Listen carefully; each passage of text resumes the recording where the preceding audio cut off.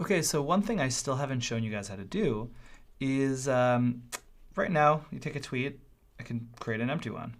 That's not good, right? Because probably you don't want someone to be able to create empty tweets.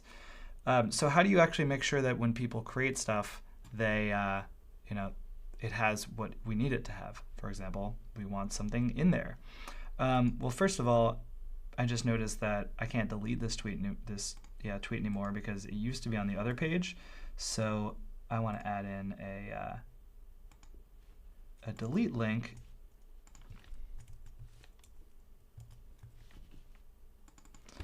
Delete, and what's the edit? What's the delete path? Rails routes.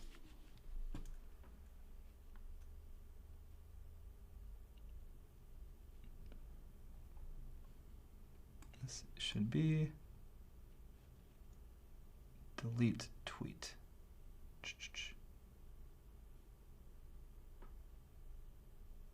Oh, I think it's just the, yeah, it's the same as the tweet path.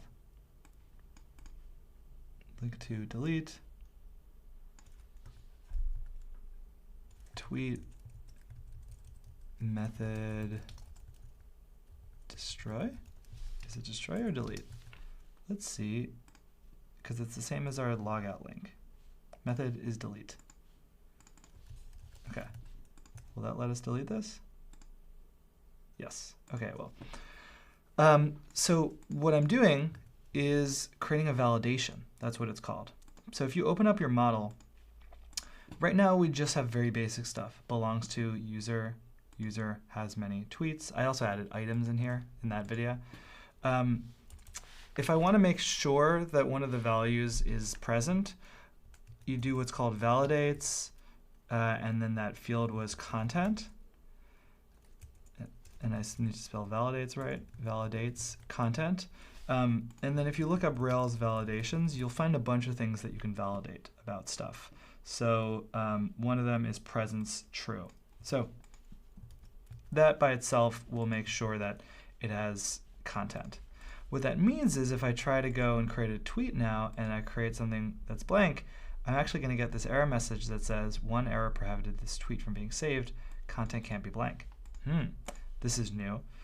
You may also want to add the line validates user presence true.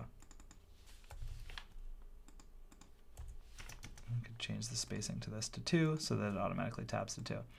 And I'm going to add that same thing to my item as well. Anything that has a user on it, just because it belongs to a user doesn't mean it have to, but for whatever reason, maybe someone might try to save one without it, and it'll now validate that this is true. Let me show you what actually happens, by the way, because of this validation. I can open up the Rails console, which I've done before with you guys, remember, and then go into the actual back end of Rails. And now I can try to create a new tweet. And I'll call this tweet. I'll name it a variable. So here's a new one. Now it hasn't been saved yet.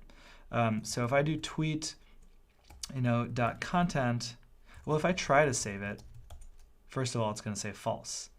Okay, basically what happens is it tries to save it, but it hits this validation block, so it stops saving it. False means that the save failed. So now, tweet, but tweet now has errors on it. This is what saving something that has validations on it does, is that when you try to save it, if it fails, it has these errors. And the errors have a few messages. So the messages here, this is the list of messages. There's a user message, so user can't be blank. And then there's a content message. Content can't be blank either. Interesting. So that's basically what got created here. And as a result of that, when someone tries to create one that's empty, basically what happens is, if we open up our controller, tweets controller, under create, you see how it says if tweet.save redirect a tweet with the notice it was successfully created? Well, if this tries to run and it fails because there's a validation, what actually happens is it re-renders the new page. And now tweet has this errors on it. And then if I go into the new page, well, I'm rendering the form. So on the form, what I have here is if tweet.errors any, and then this is actually what's creating the explanation here. this is the little Rails, this is a H2 Rails method pluralize tweets, or pluralize errors, so it actually will say 1 error or 2 errors, prohibited this tweet from being saved. And then this is the actual message, tweet.errors.fullmessages.each do, and then paste in the message right there. So that's what's actually happening. And if you do, if you want to make sure that a field has one or the other, you can do it by adding a validation. You can also add other kind of validations, such as format validations. This uses regular expressions, so it gets a little complicated. You can add a length validation. So for example, you can have we could do a maximum of 500, is this characters or letters? I believe this is going to be, I believe this is going to be words, because name maximum 2. So there's probably a way to do Rails validates maximum characters.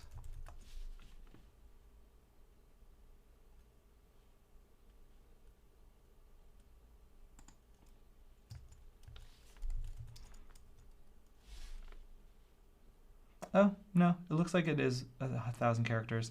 So if I wanted to, I could actually say length. I can add this to the end, by the way. Length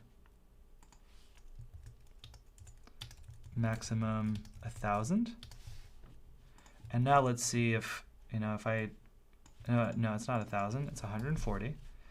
And now if I put in a lot of text, content is too long, maximum is 140 characters. So there's just like my tweet. So that's just adding validations to my tweets. I can now save this, exit out of this with Control D, and git add A, git commit, add validations to tweets. Git push.